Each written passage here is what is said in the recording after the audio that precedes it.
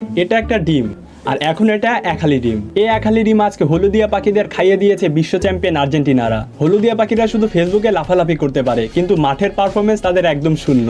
এই যেমন রাফিনাকেই দেখুন, আর্জেন্টিনার মেন স্ট্রাইকারদের ইনজুরিতে দেখে রাফিনা ভেবেছিল সহজে হারিয়ে দেবে বিশ্ব চ্যাম্পিয়নদের, আর এই জন্য সে ম্যাচের আগে স্টেটমেন্ট দিয়ে দিল, আমরা আর্জেন্টিনাকে হারাবো, কোনো সন্দেহ নেই, মাঠের ভেতরে বাইরে সব জায়গায় আমি গোল করব এবং আমি তাদের ফা করে দেব।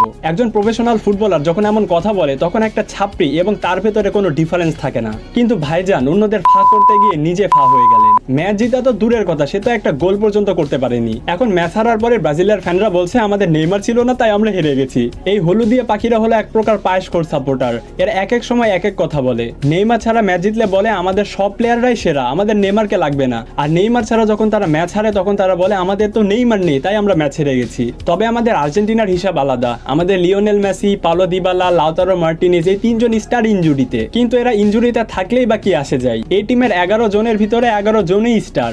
আগে আর্জেন্টিনা টিমের এমন অবস্থা ছিল যে মেসি এবং ডিমারিয়া বাদে টিমের ভালো কোনো প্লেয়ারই ছিল না। পুরো টিমকে মেসি এবং ডিমারিয়ার টানতে হতো। কিন্তু এখন মেসিকে আর টিমকে টানার দরকার পড়ে না, মেসিকে টেনে নিয়ে যায় পুরো দল। একসময় সবাই বলতো আর্জেন্টিনা আর জিতে না, আর এখন আমরা বলি আর্জেন্টিনা আর হারে না। এখন প্রতিপক্ষ সেটা কোন দল, ইটস ডাজেন্ট ম্যাটার। এই যেমন আজকে 5 বারের বিশ্ব চ্যাম্পিয়নদের আমাদের আলবি সিলেস্তেরা একহালি ডিম খাওয়িয়ে ছেড়ে দিল। আর মাথা নষ্ট করা এই টিমের আসল মাস্টার মাইন্ড হলো লিওনেল স্ক্যালোনি, যিনি আসার পরে আর্জেন্টিনার এই টিমকে এমন ভাবে ট্রেন করেছেন যার কারণে 36 বছরের ট্রফি খরা শেষ হয়েছিল। এবং এখন সে এমন একটা দল বানিয়েছে যেখানে মেসি থাকুক কিংবা না থাকুক কোনো যায় আসে না। আর এই লিওনেল স্ক্যালোনি যে কি পরিমাণে কুল তার একটা এক্সাম্পল আপনাদের দেই। রাফিনা যে বাজে মন্তব্য করেছিল এটা রিপ্লাইয়ে আজকে লিওনেল স্ক্যালোনি বলেন, আমি রাফিনাকে ক্ষমা করে দিয়েছি, আমি জানি সে ইচ্ছা করে এমন মন্তব্য করে নাই, সে তার নিজের দেশকে ডিফেন্ড করার জন্য এই কথা বলেছিল। আর আমি একেবারে নিশ্চিত সে কাউকে হার্ট করার জন্য এই কথা বলেনি। এটাই হলো একজন বিশ্ব চ্যাম্পিয়ন এবং একটা ছাপড়ির মধ্যে পার্থক্য। এবার আসা যাক আজকের ম্যাচের ব্যাপারে। ম্যাচের শুরু থেকে বোঝা যাচ্ছিল আর্জেন্টিনা আজ ব্রাজিলকে উড়িয়ে দেবে।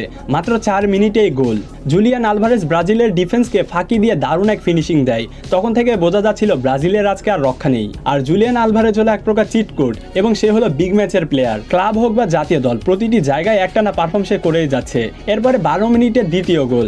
এনজো ফার্নান্দেসের গোলের পরে ব্রাজিলের খেলোয়াড়রা একেবারে হতভম্ব। স্টেডিয়ামে তখন শুধু আর্জেন্টিনার সমর্থকদের গর্জন। এরপরে 26 মিনিটে ব্রাজিলের কুনহা এক গোল শোধ করে দেয়, কিন্তু তাতে কি আসে যায়, আর্জেন্টিনার প্লেয়াররা এখনো গোল করার জন্য ক্ষুধার্ত হয়েছিল। এরপরে 37 মিনিটে ম্যাকঅ্যালিস্টারের দুর্দান্ত গোল। এই গোলের পর ব্রাজিলের খেলা পুরোপুরি ভেঙে যায়। আর এরপরে ফার্স্ট হাফে আর কোনো গোল হয় না, কিন্তু এরপরে যা হয় সেটা হলো ক্ল্যাশ।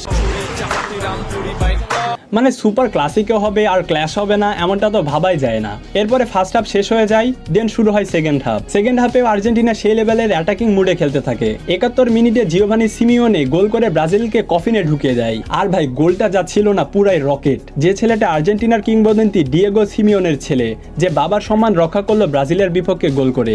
এরপরে ফাইনাল স্কোর আর্জেন্টিনা 4 ব্রাজিল 1। মানে ভাই এমন একটা দল সাপোর্ট করি যেটার প্রতিটা ম্যাচের পরে তাদেরকে অভিনন্দন জানানো লাগে। আর আজকের এই ম্যাচে আর্জেন্টিনা তো ঈদের আগে ঈদের আনন্দ দিয়ে দিল। তো যাই হোক, লাস্টে শুধু একটা কথাই বলতে চাই, এই টিমকে আটকানো সম্ভব না, এই টিমকে থামানো সম্ভব না। Vamos Argentina.